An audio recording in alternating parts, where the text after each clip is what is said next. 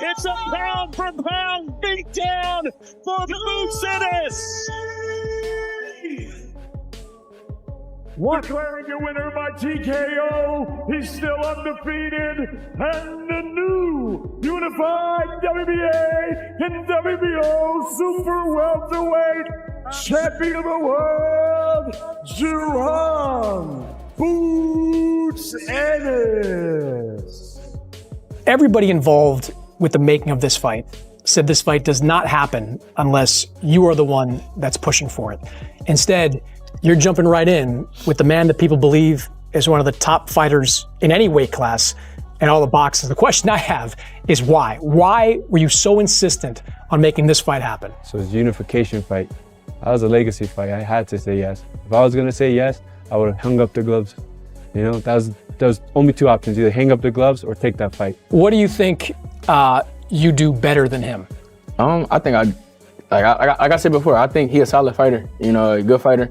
Yeah, he champion for a reason, you know, but I think I do everything better. You know, all around the board, I do everything. I can box, I can bang. Yeah, I do worry about it, but it's not even worth worrying about it because if it happens, it happens. You gotta stick on it and continue to work hard and continue to do this or that, and everything will work out. Right. And like I said before, I would have fought them same two guys he just fought. The whole world would be bashing me.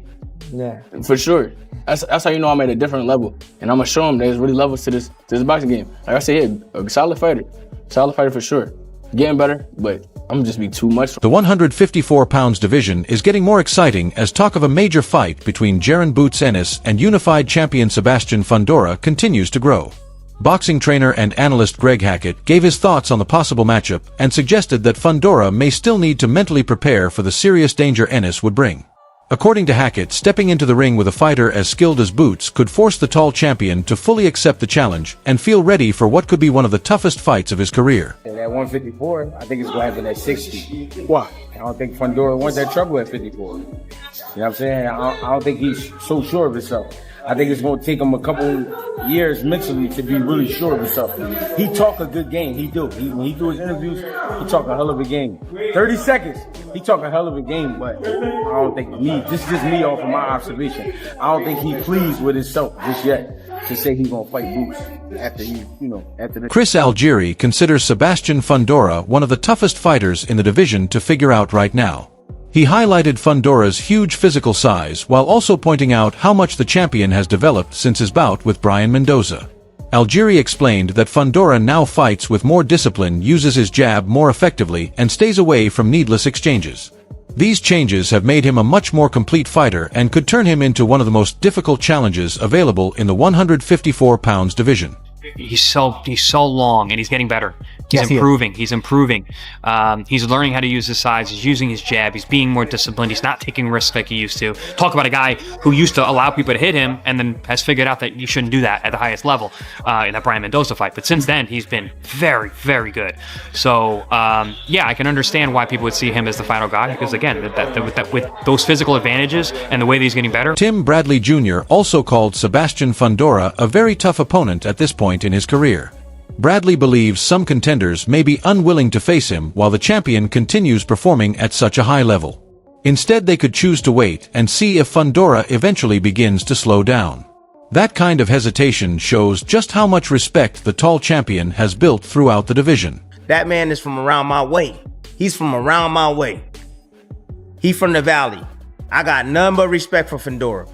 They see the danger in fighting him right now. Hackett sees Ennis versus Fundora as a very interesting matchup because their physical styles are so different. Fundora's unusual height and reach allow him to fight from long range, which gives him a clear advantage on the outside. Meanwhile, Ennis would need to cut the distance and force the fight into a much tighter battle. Hackett believes that once Boots gets into punching range, the fight could change very quickly. His speed, accuracy, timing, and combination punching could put Fundora under serious pressure whenever the action moves to close range. When a tiger go after a giraffe and they be working him out, even though he be trying, he be doing little shit, it's just hard to get the fuckers off. You know what I'm saying? It's gonna be like a tiger and a giraffe, one of them two. Once Boots get him. Chris Algieri also questioned whether Virgil Ortiz Jr.'s recent inactivity could become a problem against a high-level opponent like Josh Kelly. Algieri warned that spending too much time away from real competition can create serious difficulties when facing a fighter performing at an elite level. In his opinion, rankings and reputations only show part of the picture. The best way to find out which fighter truly deserves to be ranked higher is to settle the debate inside the ring through direct competition. And Jaron, with the level of talent he has, he can beat anybody on any given night. It's a really interesting time. And then even I got another title list, is Josh Kelly. Yeah. Very, very difficult style. And he knows what he is, he knows what he isn't. He will fight his fight. So he's a disciplined guy. He's got a lot of heart. He showed that in the Murtaza win. So yeah, it's a lot of very good champions. Stephen Breadman Edwards expects Jaron Boots Ennis to face two completely different challenges if he fights Sebastian Fundora, and Virgil Ortiz Jr. Edwards believes an Ennis-Fundora matchup could become intense from the opening rounds, with Boots using his pressure and accuracy to slowly break down the much taller champion and possibly force a stoppage. However, Edwards expects a longer and more tactical battle against Ortiz. Ortiz's patience, disciplined approach, mid-range punching, and inside work could force Ennis to deal with a very different style and solve a much tougher puzzle. Because where do you find 6'6" southpaw sparring with an 80-inch reach? Where do you find that at? You know what I mean? Like, everybody hires Mike Fox, but there's only one of him. You know what I mean? Like, where do you find that? Everybody goes to Fox. It's hilarious. Yeah, where do you find that? Like, a tall southpaw is like 5'11", 6 feet, 6'1". Fundora is 6'6" in boxing shoes. Where do you find that at?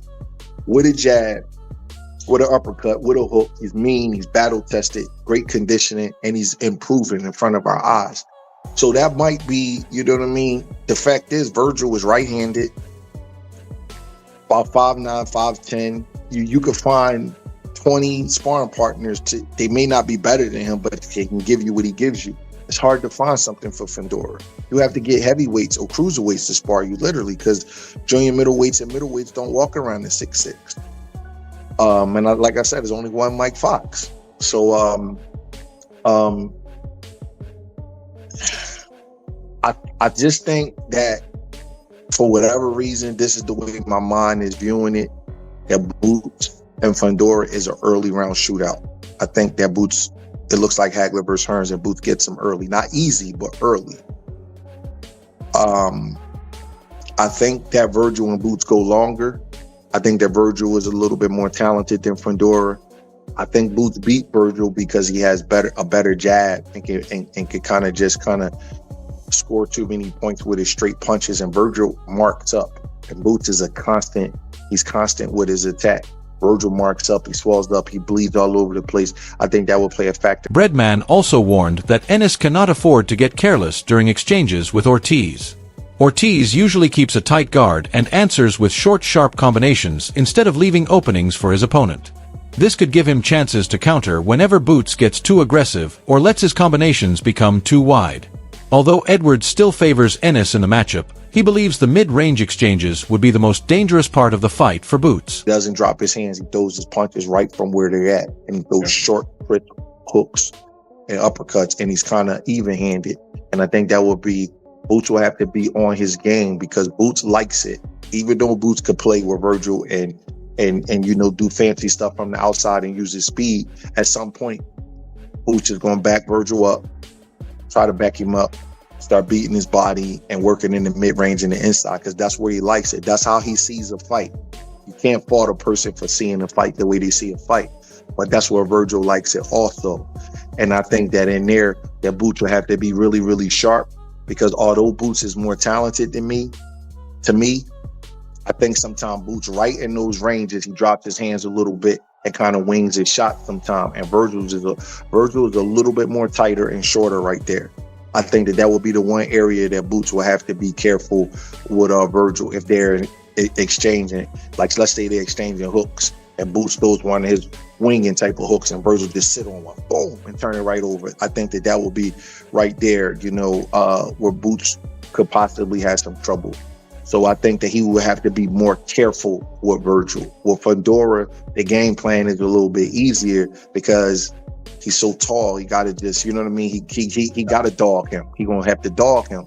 And believe it or not, Hans, sometimes the more difficult fight is the fight where you have to pick which game plan to execute. Because Virgil, he can outbox Virgil, in my opinion, right?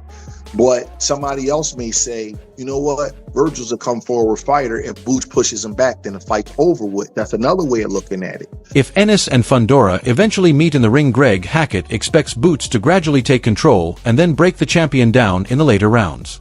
Hackett believes the fight could go deep before Ennis creates the opening for a stoppage, possibly between the 8th and 10th rounds. His prediction comes from Boots' mix of speed, timing, technical ability, accuracy, and punching power. Hackett believes those strengths could give Ennis an edge over the level of competition Fundora has faced so far. Because he will be able to show his inside skill. He's gonna have to box him on the inside. He got working for him. He can get past the jab, but he can break his body up. Sure. How does it end? I say probably going the distance, maybe. Sebastian Fundora also shared his thoughts on the possible matchups and admitted that Ennis has looked impressive since moving up to 154 pounds. However, when Fundora was asked to compare Ennis with Virgil Ortiz Jr., he gave Ortiz the advantage.